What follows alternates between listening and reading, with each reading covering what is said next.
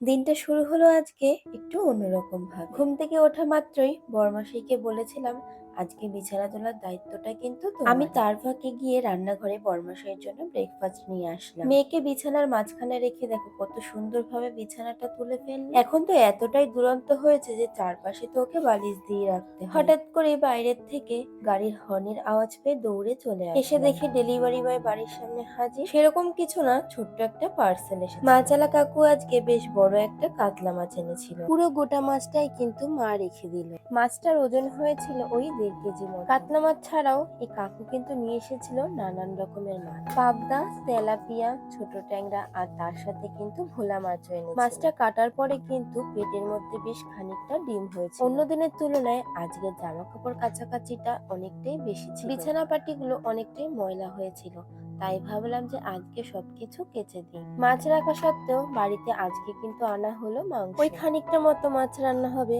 বাবা আর মায়ের জন্য, আর আমি আর বড়মশাই খাবো চিকেন কষা। কারণ বড়মশাই আমার মাছের থেকে চিকেন খেতে অনেক ভালোবাসে। সন্ধ্যার দিকে যেহেতু একটু চা বানাবো, তাই মেয়েকে বাবার কাছে রেখে রান্নাঘরে গেছিলাম। এক ননদিনী এসে বরকে একটা বিরাট বড় দায়িত্ব দিয়েছিল, সেই কাজটাই আর কি করছিল মেয়েকে পাশে রেখে। দুদিন আগে এসে দিয়ে গেছিল, সময়ের অভাবে আর বড়মশাই কাজটা করে উঠতে পারেনি। তবে আজ কিন্তু কাজটা কমপ্লিট করে বোনের হাতে তুলে দিল। দেখে নিশ্চয়ই বুঝতেই পারছো ফোনের একটা কভার বানিয়ে দিয়েছি। একটা কাগজের টুকরো কেটে ফোনের কভারের সাইজ মতো একটু কেটে দিয়েছি। ননদিনী যেহেতু নতুন ফোন কিনেছে, তাই জন্য ওর একটু ইচ্ছা হয়েছে কাগজের উপরে একটু ডিজাইন করে আঁকতে। দাদা ভাইয়ের কাজ কমপ্লিট, এবার কিন্তু বোনের কাজের পালা। সকালের দিকে আরো একটা পার্সেল এসেছিল, কিন্তু তখন আর আমি এটাকে রিসিভ করতে পারিনি। পরে মা বলল যে অ্যামাজন থেকে একটা পার্সেল এসেছে। এত বড় একটা প্যাকেট দেখে তোমরা তো বুঝতেই পেরে গেছো যে এটার মধ্যে কি আছে। ওই যে মেয়ে রাতের সঙ্গী ডাইপার এসেছে। এখন যেহেতু শীতের ভাগটা আগের তুলনায় অনেকটাই কম, চেষ্টা করি এখন দিনের বেলায় একদমই ডাইপার না,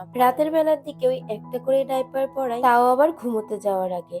তবে পটি করলে কিন্তু 2-1টা বেশি লেগে যায়। বেগমের বাবা আজকে গেমের ভিডিও শুট করার জন্য দেখো কত সুন্দর করে সাজিয়েছে। তবে সবকিছুই কিন্তু ছিল ঠাকুরের পুজো করার জিনিস। পুজো দিতে গেলেই যা যা জিনিসের প্রয়োজন হয়, আলতা, সিঁদুর, থালা, ফল, মিষ্টি, মোটামুটি কিন্তু সবকিছুই গুছিয়ে ছিল। দেখো কত সুন্দর করে।